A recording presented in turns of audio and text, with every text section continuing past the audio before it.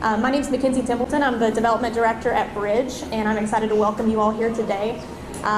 We have a lot of people here from different industries, different backgrounds, representing lots of organizations here in our region and across state lines. And I think if there's anything we can all agree on, it is that the importance of our airport and what it does for our region. So we're excited to have an exciting opportunity that we wanted to present to you all today. And so we brought in a lot of different speakers to be able to speak to, again, the importance of what this is, not just for each individual organizations, but for the region as a whole.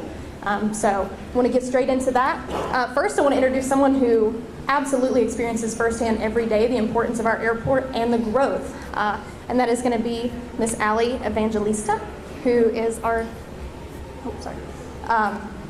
sorry about that. She is here, but you will get to speak to her later. First, we're actually going to be able to speak to Jerry Caldwell, who is the General Manager of Bristol Motor Speedway. If he would come forward, we are going to hear from him about exactly why this is important here today. Thank you. Thank you. Thank you. I'd rather listen to Ali too. Get Ali up here. Welcome everyone. So glad to see your smiling faces and to see so many people from across the region, across state lines here. Part of this was to just celebrate, I thought, John Rose's 1-year anniversary of working for Bridge. Let's give John a hand. John, thank you for the impact that you're making and all you're doing. Appreciate you. Today is a very important day. It is wonderful to see everybody from across the region, but today's about the quality of life of this region. To make an improvement in the air service here has a tremendous impact. We have a great airport. We are blessed, and Gene Cossey will be up in just a minute to share some more information. We are blessed with a wonderful airport, but this is an opportunity to make it even better and to improve the quality of life around here. The benefits of what we're talking about today will reach from Northeast Tennessee to Southwest Virginia and beyond. We know that tourism dollars, as my buddy Mark Ezell from the Commissioner of Tourism for Tennessee says, they're real dollars. And tourism dollars make a huge impact. Lower fares for travelers here, greater access to major markets, and access from those major markets into the Tri-Cities. But more than that, this is another opportunity for us to all work together, to work across the region, companies and communities on both sides of the state line for the benefit of all. And we know how important that is. We do a great job of that here, and it continues to get better every year. And as you'll hear, this opportunity can only be realized if we do work together. This requires investment, and it'll require terms of the investment that are really, really good. It's a strong return, but it will require us to work hand in hand. The benefits of the region-wide, from Sullivan County where the airport is based, to the rural communities where the outdoor tourism is based, the benefit will be great. And I'm happy to see representatives again from the tourism industry, from private sector, from elected officials, all working hand in hand from Tennessee and Virginia. And I'm pleased to see the private sector leaders that are here that continue to step up time and time again. Our airport is strong because of the elected officials in this area and their commitment to that. And it's so great to see the private sector step alongside. My friend Brian Nolan will be up in a few minutes to talk about how you can add your support.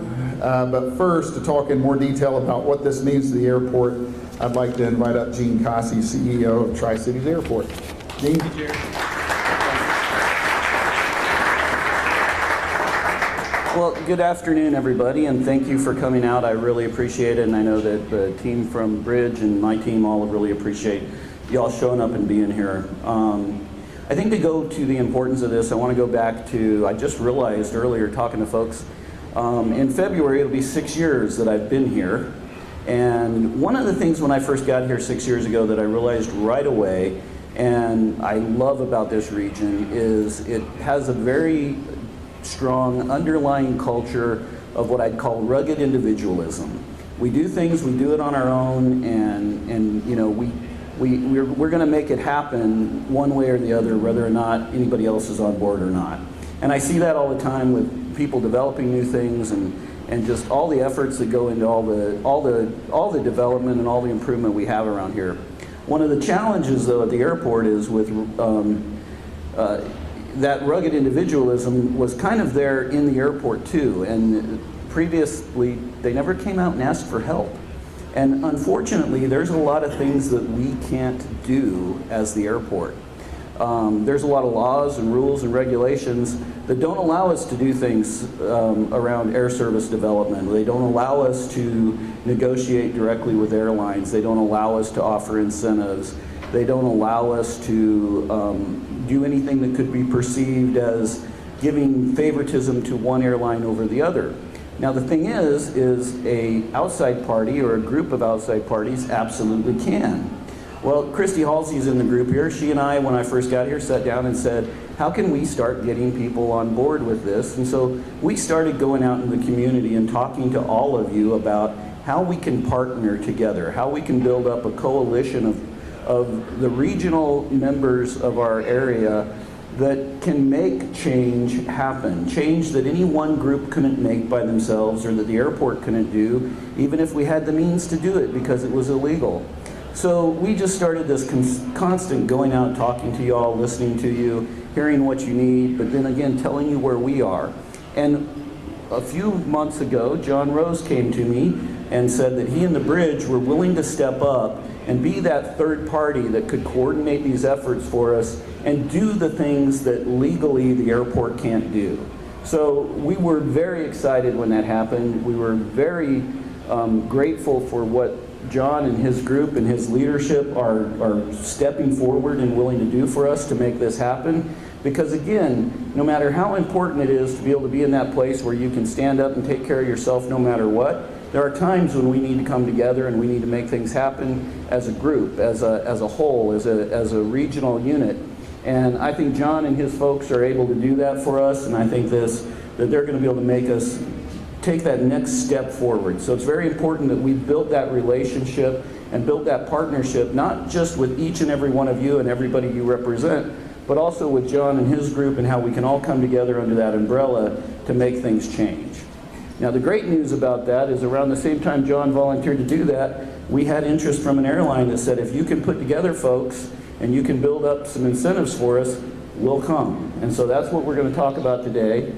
And I'm excited about this, and I just, again, I can't say enough about how important that regional partnership is and how much that the Bridge and John and his group are able to glue together that partnership and put us in a position where we can make a lot of change. So I'm very excited about that. Thank you all for being here, and I hope you learn a lot, and I'm always available to answer questions.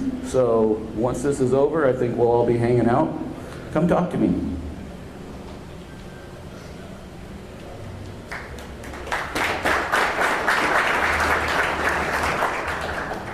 Thank you, Gene. And it's exactly as he said, with that opportunity, we wanted to make sure we brought in someone who could speak to that exact opportunity and give you all the details on that, because obviously we're not the experts in air service, and we want to be able to turn that over and use those data-backed decisions to make sure that this is something that would be sustainable for the region and something that grows too. It's not just successful in that first year, but we hope this is something we can build on for years to come. So with that, I'd like to introduce Kirk Lovell, who is the air service consultant with Mead & Hunt. He's been a phenomenal partner with us here at Bridge and with the airport, and is always giving us just the absolute best information that he can, and he's going to share that with you all here today. Thank you.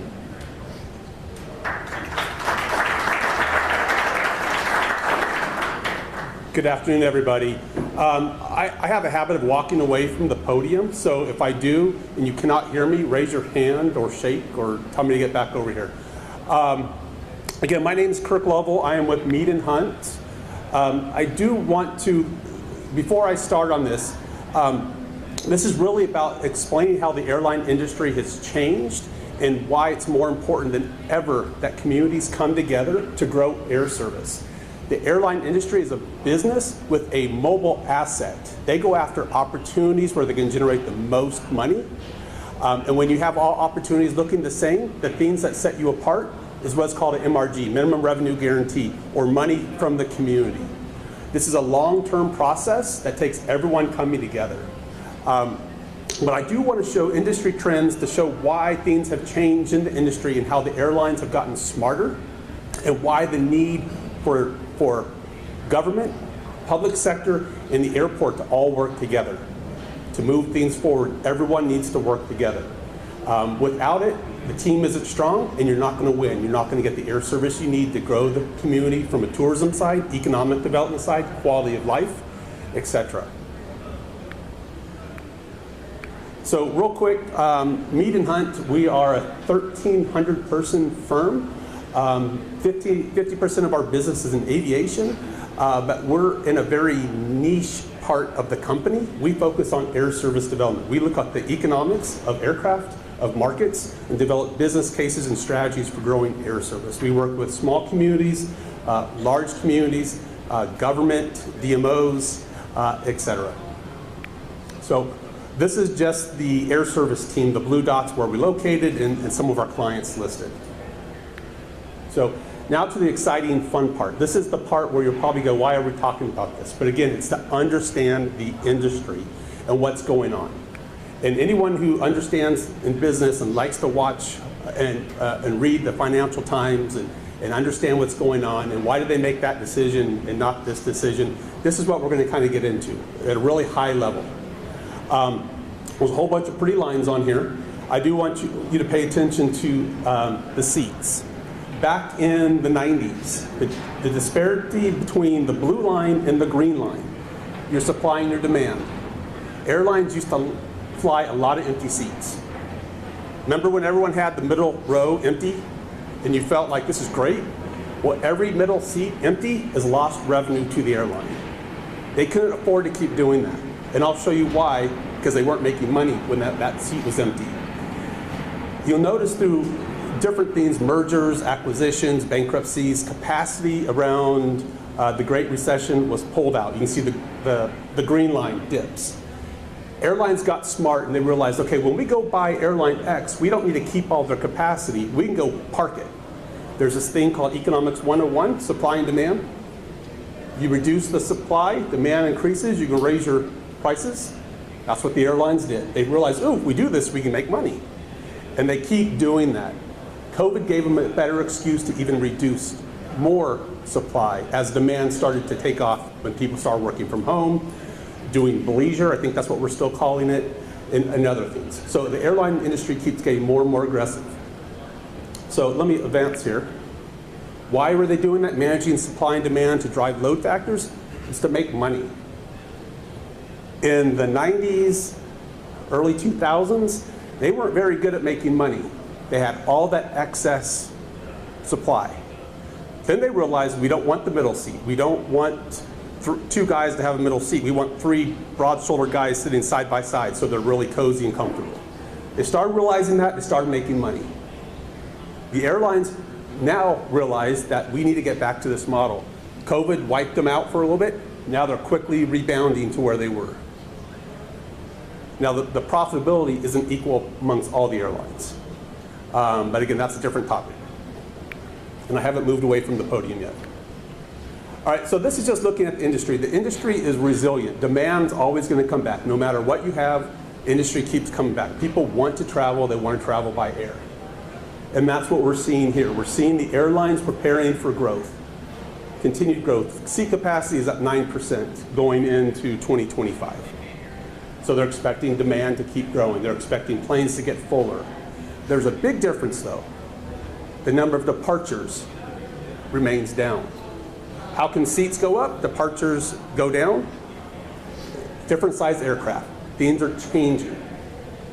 And we don't have as many small planes. That's what this is showing. So remember when everyone would fly, there were 50-seat regional jets everywhere. Well, those are slowly going away. Those planes are even fuller. It's harder to find a seat. The prices are going up. Those planes are being replaced slowly with bigger aircraft. If you don't have a market that can fill that aircraft, you are not going to get air service.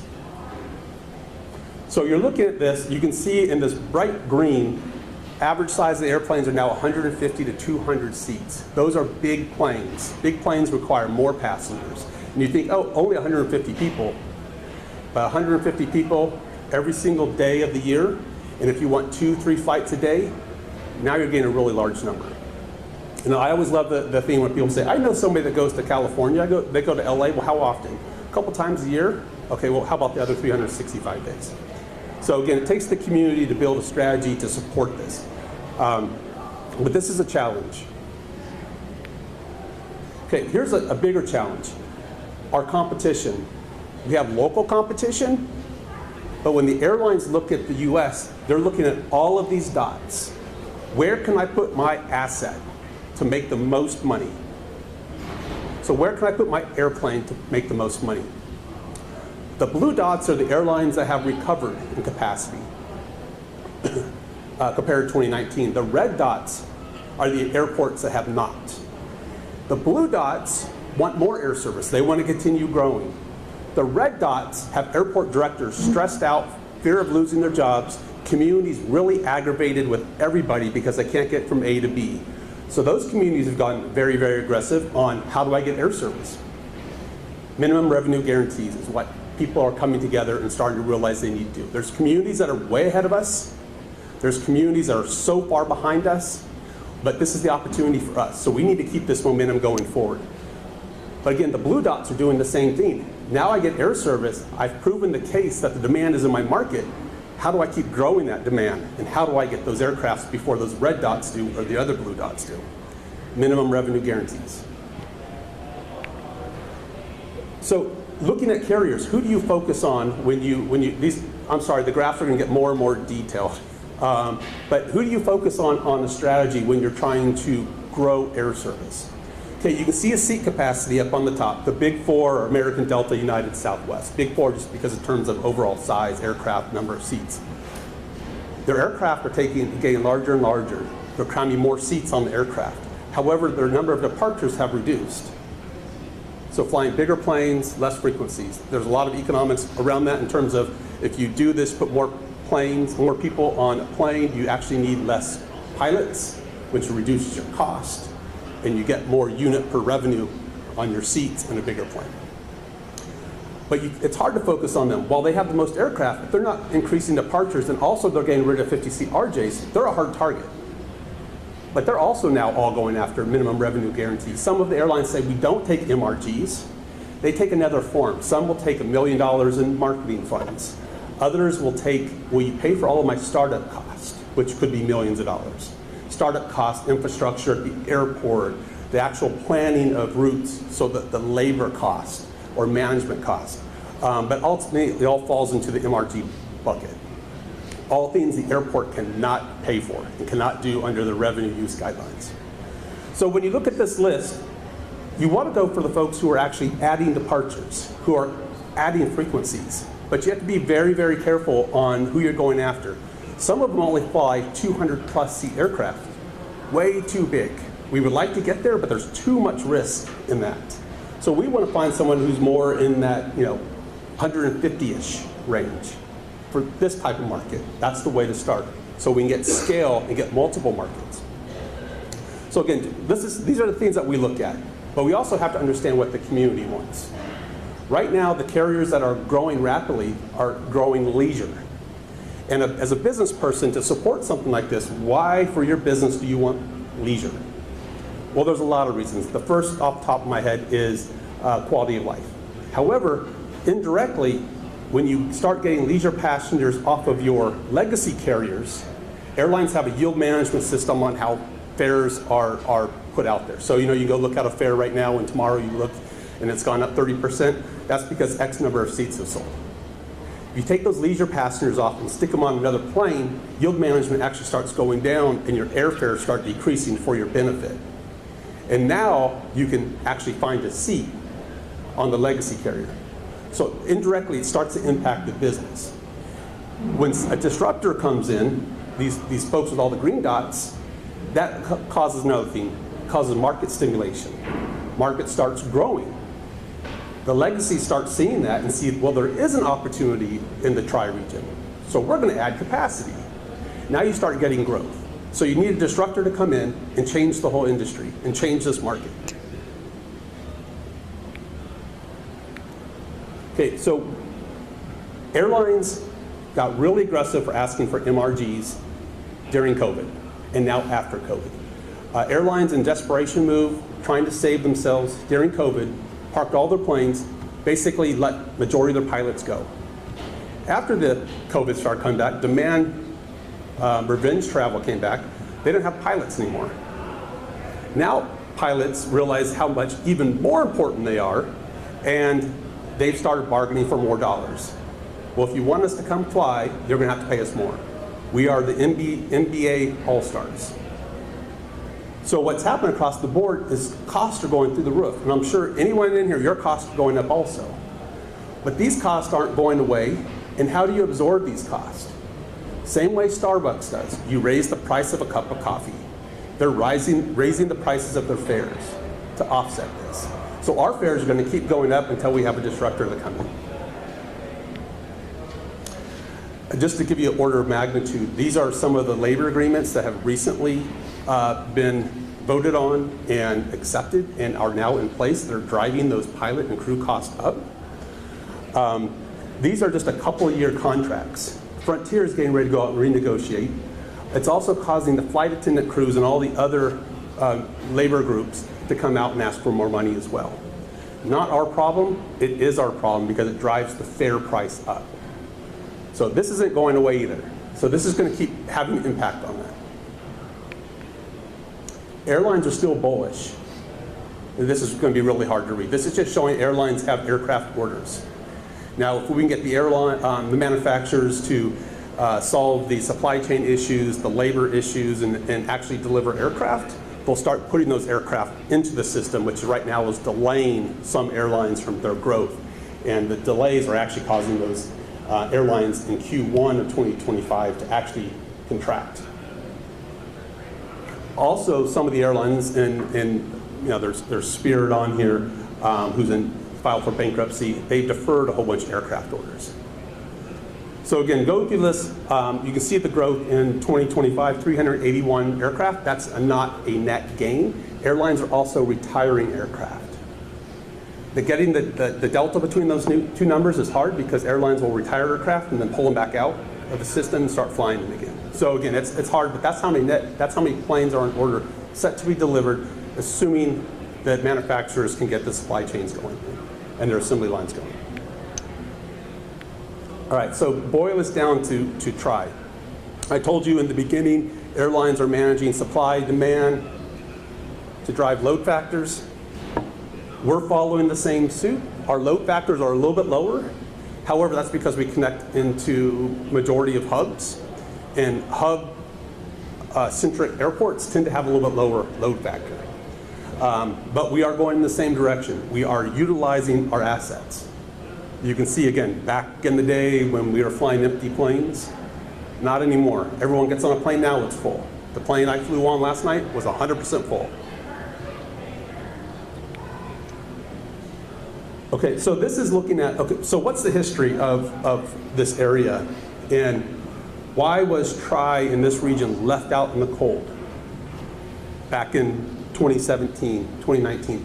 From a strategic standpoint, from network planning, you would want to come in and find a big market. And if you happen to have two other markets on the same size of greater size, you're going to go into those markets knowing you can steal all the traffic in the middle. It's a strategy of how do I make more money and how do I make sure I get a monopoly and it's mine. That's what happened here. It wasn't because the airport and the community wasn't aggressive enough. It was because the airline that started this growth, Allegiant, saw that opportunity. So you have about 1 million people in your catchment area that actually live closer to Tri than the other two airports. But you're losing the majority to the other airports. The same thing that happened about the airfares. And so you can see the average fare delta here. Spread. So here's what's impacting us. We need to have a disruptor change these pie charts. Our pie chart on the left needs to look like one of these two on the right. We need a whole bunch of bright green, yellow. We only have 11% right now. That's an area of focus.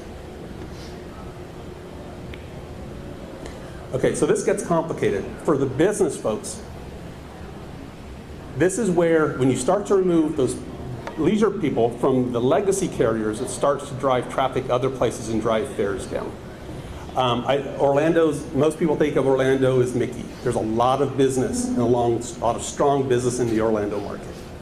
You can see the fare discrepancy here, but focus on to Denver. is more of a business market. Maybe you fly there to go skiing, but majority of people are flying there for business. The fare discrepancy is because people have been removed from the legacy carriers and moved on to a low-cost or ultra-low-cost carrier, driving the yield down, making it affordable for people to fly out of those airports to Denver. It's an interesting concept, but that's what happens. It takes time for this to occur, but this is what starts happening when fares start going down. Passengers going up and net revenues actually increase. Okay, so here's a good story, and this is where we are today. And I said there's some markets that are way ahead of us. There are some that are nowhere near us in terms of getting started, but we're here today. Way back in the day, and I think their dollar amount is in here too. Or I took that up. Oh yeah, 500,000, that's now chump change. That's pocket change. You're never going to get that again. But Asheville pulled together a coalition in 2001 to grow air service. The air service trend drastically changed 15 years later. So this is a long-term endeavor. And the market now has taken off because the group came together with the airport as the lead on the strategy for air service development, and the community supporting it and putting their effort and then using that air service, things started happening. But until a coalition like this, which is now under John and the bridge, we can't start making that momentum. So the prospects are great that we are here today, and John and team have stepped up to help us out. So what are some communities doing? So there are state levels that are throwing money at air service because they realize air service is economic development, and they realize the importance of growing it. From a tourism side, it's important to grow your base, or else you keep getting the same visitors over and over again, and eventually that spend decreases. You want net new visitors coming in the market because they spend more money. IEDC, which started under Mitch Daniels, $10 million is what they have in their fund, budgeted. We just did a deal with Aer Lingus, $13 million MRG, Indianapolis to Dublin. They go out and find the additional money, but they've also done 3 other deals this year, worth over $20 million. So again, these are just guidelines on, this is the minimum they want to spend, and this is what we're competing with, especially when there's one asset. When you're going after one plane, and you have an opportunity to go after $10 million or zero, if the business case is the same, but you throw $10 million on top of it, as an airline person, I'm going after the $10 million. Jobs Ohio, they will give up to $1 million per route. You want to fly from here to Orlando? $1 million. Here to LA? $1 million. They fund this through their liquor tax. So unless people stop drinking, that fund is not going away. So that's a state level.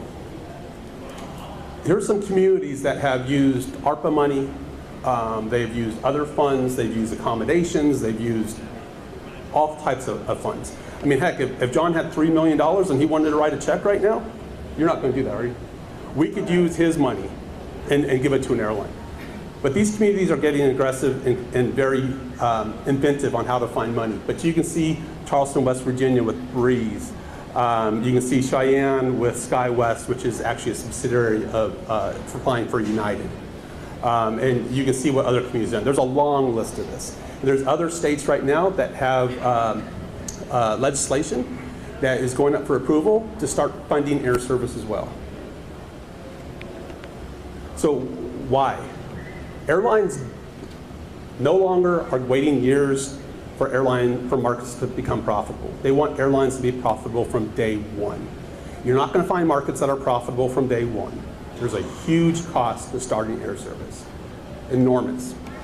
So this is just looking at, and if this wasn't in the COVID years, this is actually the same trend you'll see for other markets, but I wanted to use something local. This is Tri to DFW. And it's typically a 2 to 3 year period before the airlines start making money on a route. All the business people in here are saying, I would never start an airline, right? 2 to 3 years to actually make money.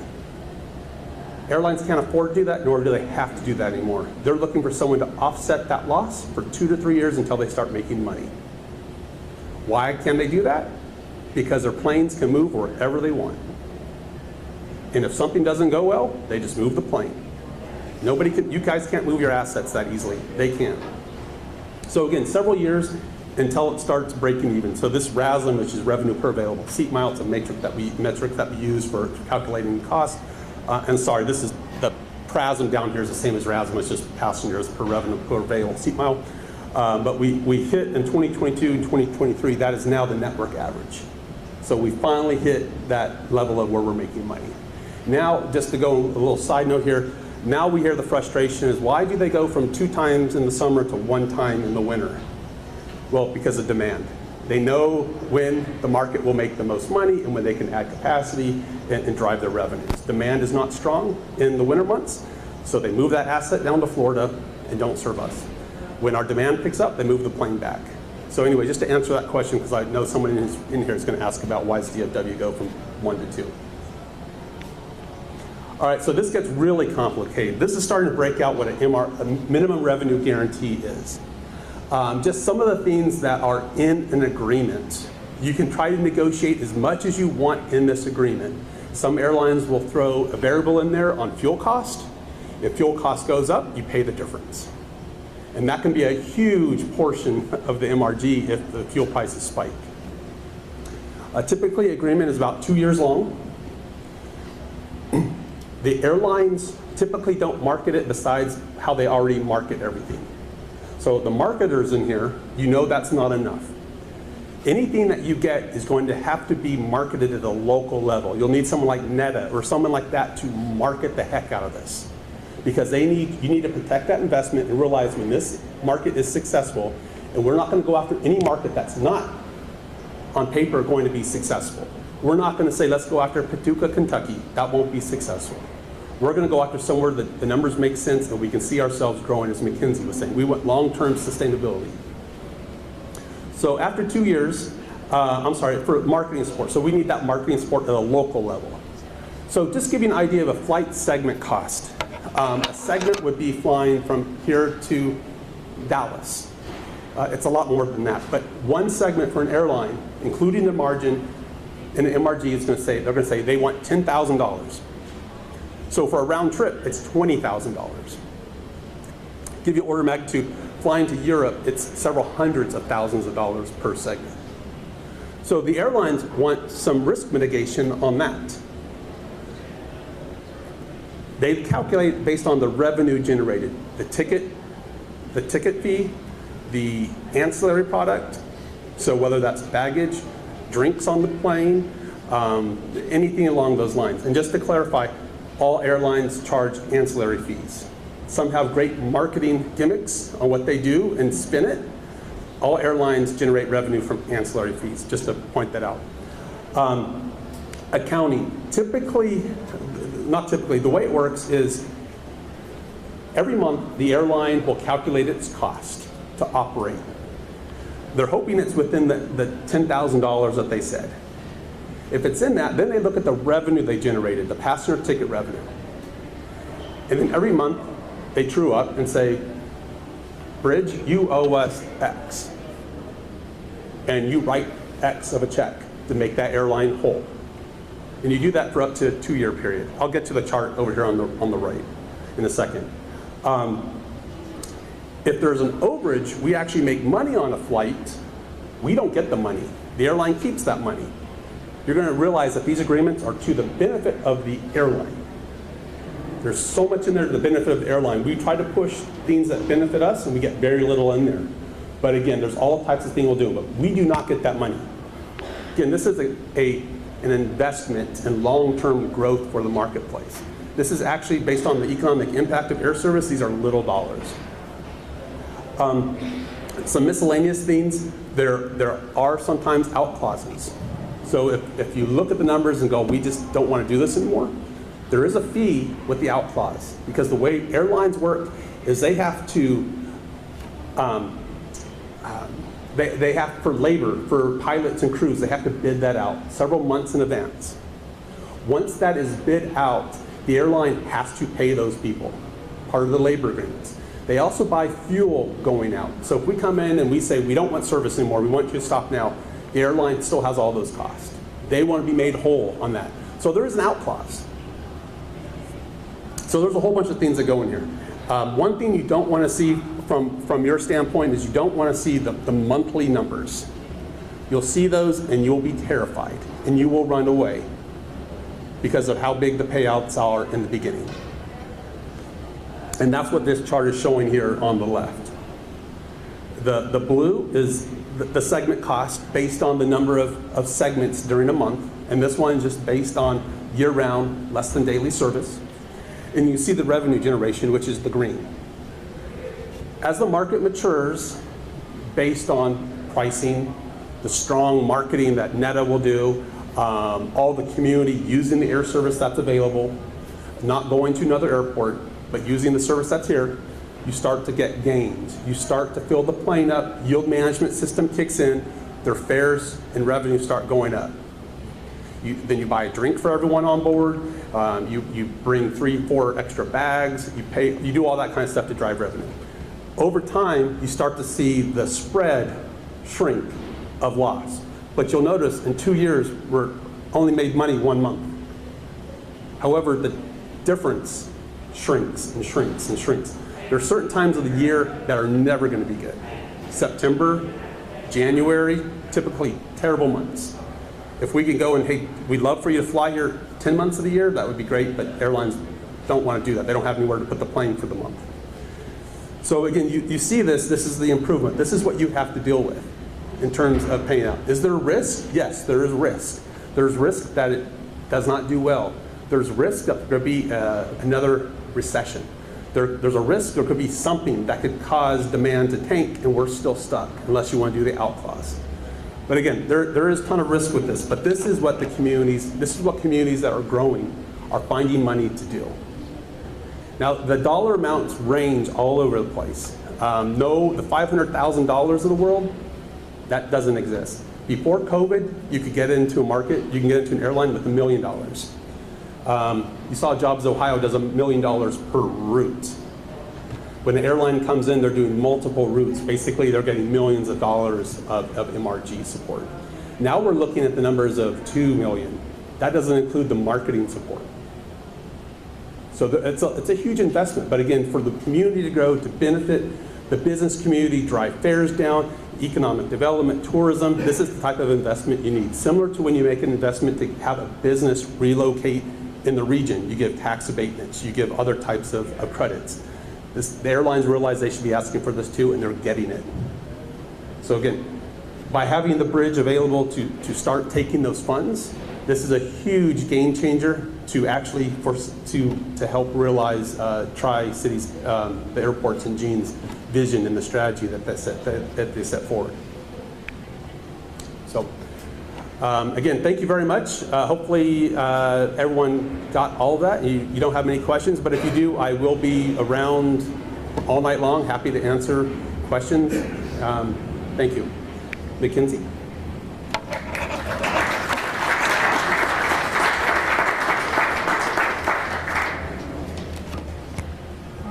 Well, thank you so much. Again, we just wanted to be able to share a more in-depth look at what that actually looks like about increasing air service at our airport. Because we hear it all the time. A lot of us flying in and out of the airport. Sometimes you wonder, why are things the way that they are? And it's not just so simple, is it, Gene? It's not always the ways that we think. So, really happy to have Mead and Hunt able to give you all that data and give you a more in-depth look. And now I'd like to invite up Dr. Brian Nolan to also speak to how you all can get involved, because like he said, it takes the whole community wrapping their arms around this for this to be a success. Well, Mackenzie, thank you. And I also want to thank Kirk. I felt like I sat in a master class. In many respects, I feel like I'm back on campus learning about how portions of the economy move and the intricacies of industries. But as you look at the intricacy of that industry, let's talk about how that industry impacts the quality of life here across our region.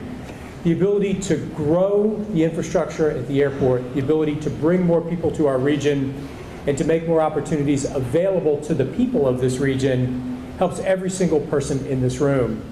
It helps us at the institution to attract students to the university. It helps local business and industry grow your customer base. And we all know that tourism is one of the aspects that makes this section of our country so strong, bringing people to see the beautiful asset that we call home here in Northeast Tennessee and in Southwest Virginia. And as a member of the Bridge Board of Directors, we're excited to have this opportunity to partner with Tri-Cities Airports and Mead and Hunt to bring these opportunities to the region. $2 million is a significant investment, but as you saw, it's an investment that makes a difference. And I want to thank the Sullivan County Commission for being the first in the region to step forward and lead, and with their $240,000 investment to help bring opportunities possible that others can follow. John's going to talk a little bit about how the details of this all fit together, but I think from our perspective as business leaders, as members of a community, this is an opportunity for us to make a long-term investment. And sometimes those long-term investments require the ability to dream bigger dreams. We're standing in a space that if you were to say a decade ago that we would have this asset here, many wouldn't have thought that would have been possible. But leaders in this community had a big dream that came to life, and we're seeing that around us, a regional tourism asset that's going to benefit all of us. So the investment to bring additional opportunities to the airport not only benefit our region, but they benefit the people who call our region home. And it's now my pleasure to welcome someone who's celebrating his anniversary, not his real anniversary, but his work anniversary, to talk to you a little bit more about how these pieces fit together. John?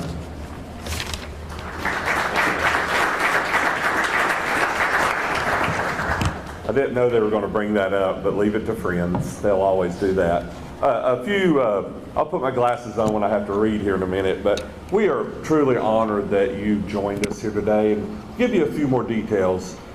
We were excited about the opportunity to partner with the airport and their board, and we were also proud that our board supported it on the first phone call and the first vote.